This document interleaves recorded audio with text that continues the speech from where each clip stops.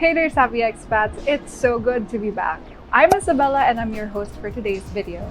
Today we're delving into the educational landscape of the Philippines once again, which is pretty relevant right now since it's enrollment season again for a majority of the students in the country.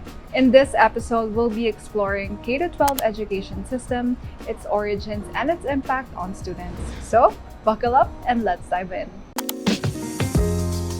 Have you ever wondered why the Philippines implemented the K-12 education system? Well, let me take you on a journey back to 2013 when this major reform was established. Back when K-12 wasn't established in the country, the Philippines was the only country in Asia and one of the 3 countries in the world to have a 10-year basic education program.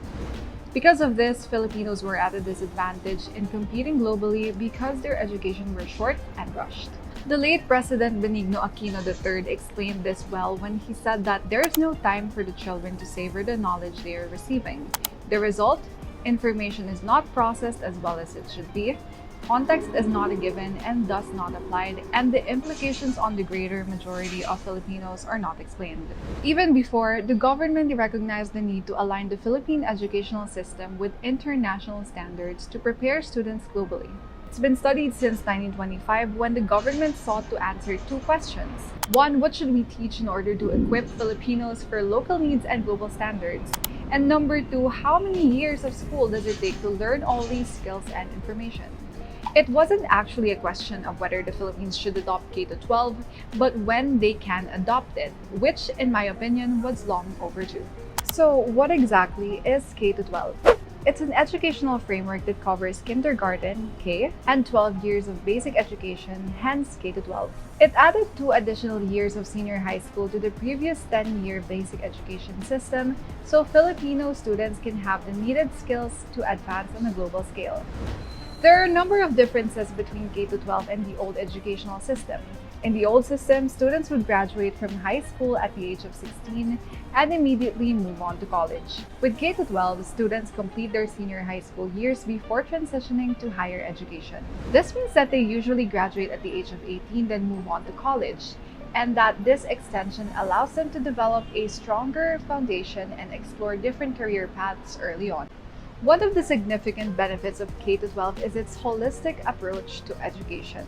At its best, it doesn't only focus on academic subjects but also on the development of essential life skills.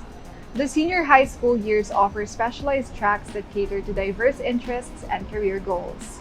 There are 5 academic tracks students can choose from. First one is STEM, which is Science, Technology, Engineering, and Mathematics strand. Second is HUMS, which is Humanities and Social Sciences. ABM for Accountancy, Business, and Management, GAS, which is General Academic Strand, and the TVL track, which provide hands-on vocational training. Like any major change, K-12 has its pros and cons. On the positive side, it equips students with practical skills and prepares them for the demands of the workforce.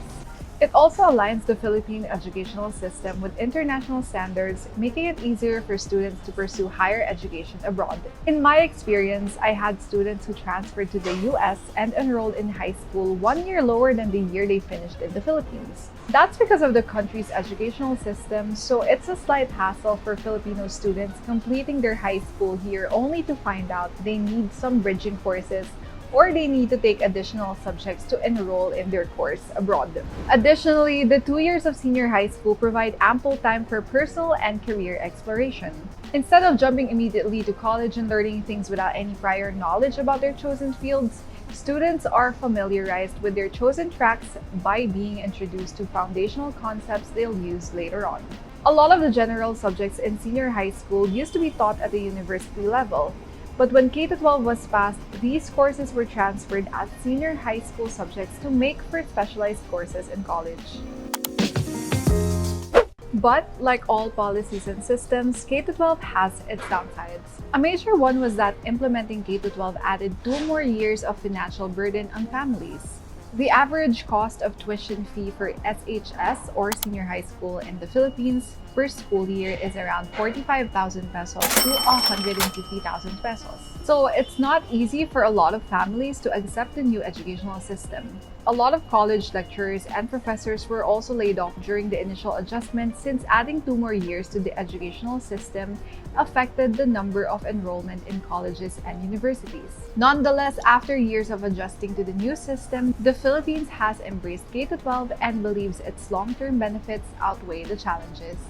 Graduating from senior high school opens doors for a wider range of opportunities. It provides students with a well-rounded education, practical skills, and the chance to pursue their passion. Whether they choose to enter the workforce immediately after graduating or continue their studies, K-12 equips them with the necessary tools to succeed. Of course, the effectiveness of K-12 still resides in the quality of education that schools give.